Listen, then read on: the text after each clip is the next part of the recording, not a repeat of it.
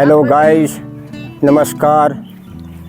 आप सभी का मेरे इस बागवानी यूट्यूब में स्वागत है, अभिनंदन है। सबसे पहले आप सभी बागवान भाई और बहनों को मेरा नव वर्ष का आप सभी के लिए शुभकामनाएं।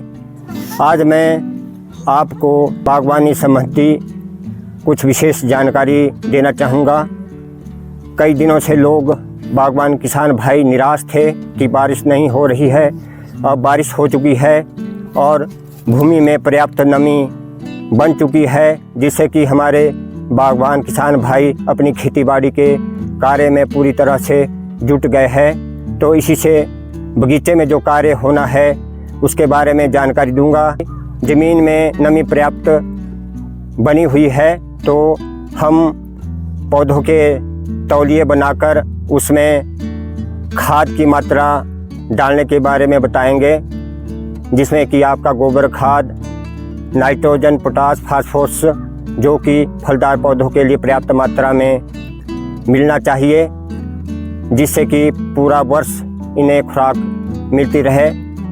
इसके साथ ही में पौधे में आपने किस ढंग से तौलिया बनाना है और खाद मिलानी है तथा पौधों के तनों में वाइट वाशिंग, चूना सफेदी करनी है, जिससे कि हमारे जो है ज़मीन से पनपने वाले कीट वगैरह या दीमक वगैरह पौधों के तनों को नुकसान ना कर पाए। इसके बारे में मैं आपको प्रैक्टिकल रूप से बता रहा हूं। तो मेरे किसान भाई आप देखिए, जैसे कि ये हमारे पास अमरूद का श्वेता किस्म का पौधा है जो कि लगभग 1 वर्ष का है। इसमें हमने पहले इसका दौर तौलिया बनाना है।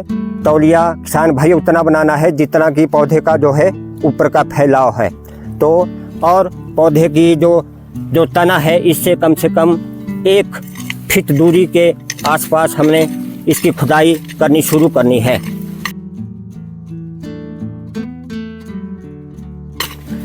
किसान भाइयों, अब आप ये सोच रहे होंगे कि ये जो खुदाई की है ये पौधे से 1 फुट दूरी के फासले में क्यों करनी चाहिए। आपको मैं बताना चाहूँगा कि पौधे के तने के जो 1 फुट के इर्द गिर्द है वहाँ पे हमारी छोटी छोटी जड़ें होती है, फाइब्रस रूट जिन्हें कहते हैं, जो कि पौधे को खुराक देने का काम करती है।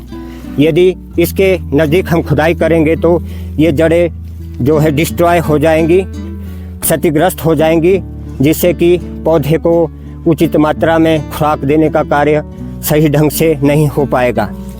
तो किसान भाइयों, जैसे हमने ये तौलिया बना दिया, तौलिया उतना बनाना है जितना कि पौधे का ऊपर का दायरा होता है।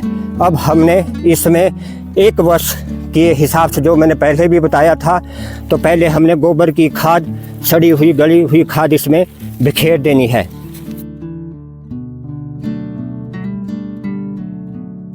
और फिर थोड़ा सा इसको ऐसे खिलने से मिला के अच्छी ढंग से मिला देना ताकि यह मिट्टी में मिल जाए। अब किसान भाइयों, ये जो खाद की मात्रा है ये 10 किलो गोबर की खाद की मात्रा तथा कैन 280 ग्राम व सुपर फास्फेट जो है 220 ग्राम तथा म्यूरेट ऑफ पोटास 115 ग्राम। यह मात्रा केवल 1 वर्ष की अवधि वाले पौधे के लिए है। यदि आपका पौधा 2-3 साल का हो तो उसके लिए उसके हिसाब से ही मल्टीप्लाई करके खाद की मात्रा डालनी है।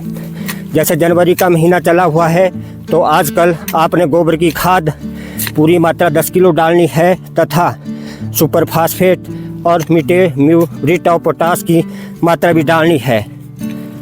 बाकी कैन की जो आधी मात्रा है वह फूल आने के समय डालनी है तथा उससे जो आधी मात्रा बचती है वो फ्रूट सेटिंग के समय डालनी है। इस प्रकार से अब हमने गोबर की खाद अच्छी तरह से मिला दी। किसान भाइयों, यह सुपर फास्फेट और म्यूरेट ऑफ पोटास मात्रा है जो कि हमने मिला दी है और इसको हमने ये जो हमने नाली बनाई है इसमें हमने डालनी है। नाली के चारों तरफ डालनी है, क्योंकि पौधों की जड़ों के साथ इससे डालने से नुकसान हो सकता है। यदि कल को बारिश ना हो या पौधे के अंदर नमी की कमी हो तो इसमें पौधा सूखने की संभावना रहती है। इस प्रकार से हमने यह म्यूरेट पोटाश और फास्फोरस की मात्रा डाल दी। अब इसको हम नाली को ढक देंगे और यह हमारा खाद देने का जो है ढंग पूर्ण हो चुका है।